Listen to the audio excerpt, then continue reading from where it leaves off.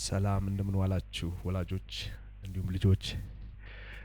ዛሬ ቆንጆ ተረት ይዤላችሁ መጥቻለሁ። ለልጆቻችሁ ወላጆች ከሆናችሁ እንዲከፍቱላቸውና እንዲያዝናኗቸው እንዲያስተምሯቸው ጋብዛለሁ። ሰብስክራይብ ካላደረጋችሁ ሰብስክራይብ አድርጉ። እንደጋገፍ ለማለት እወዳለሁ። ዛሬ ባለወፍጮ ወንድ ልጁና አህያው የተሰኘ ቆንጆ ተረት ይዤላችሁ መጥቻለሁ። በጽሞና ያዳምጡን።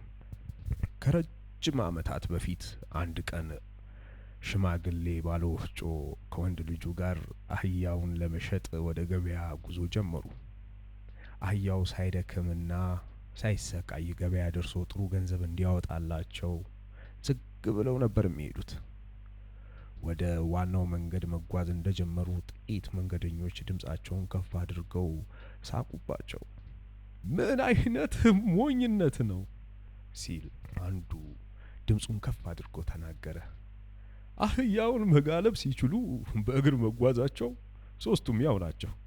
ባለወፍጮ በድጋሚ እንዲሳቅበት ስላልፈለጉ ልጁ አህያው ላይ እንዲወጣ አዘዙት።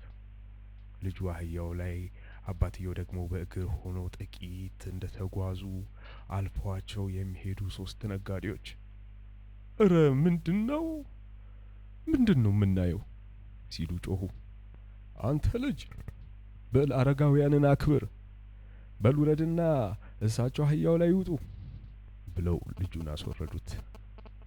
ምንም እንኳን ሽማግሌው ባለወፍጮ ባይደክሙም ሰዎቹን ለማስደሰት ብለው ልጁን አውርደው እርሳቸው አህያው ላይ ወጡ።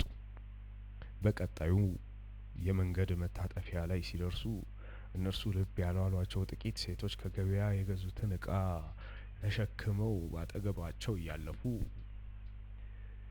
ተመልከቱ ይህን ሞኝ ሽማግሌ በማለት ከመካከላቸው አንዷ በመደነቅ ተናገረች። ምስኪን ልጁን በእግሩ እየተጓዘ እርሱ አህያ ላይ ተቀምጧል አለች።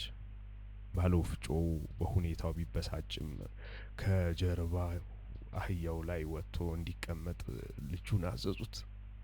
ብዙ ሳይጓዙ ነበር በመንገድ ላይ ከሚጓዙ ሰዎች መሃል በከፍተኛ ጩኸት የተሰማው። ምን አይነት ወንጀል ነው? ምን አይነት ወንጀል ነው?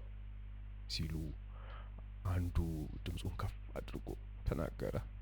መናገር የማይችለውን ምስኪን እንስሳ ከእርሱ የሚበልጡ ሁለት ሰዎች ተጭነውት ሲታይ እርሱን ከመሸከማቸው ይልቅ እነርሱ ራሳቸው የበለጠ መሸከም ይችሉ ነበር።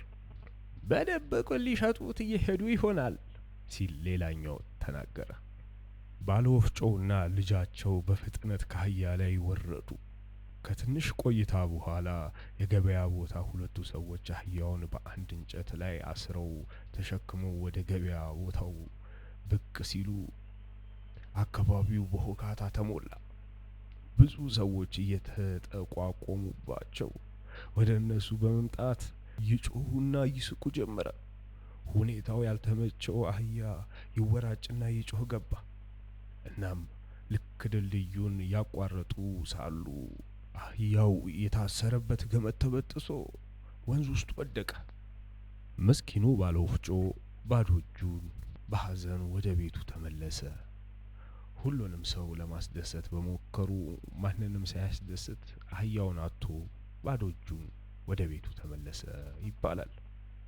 ልጆችዬ ይህን ተረት ወደዳችሁት? እስኪ ከዚህ ተረት የተማራችሁትን ለቤተሰቦቻችሁ ንገሩ። ሌላ ጊዜ በቆንጆ ተረት እንገናኛለን። ቻው።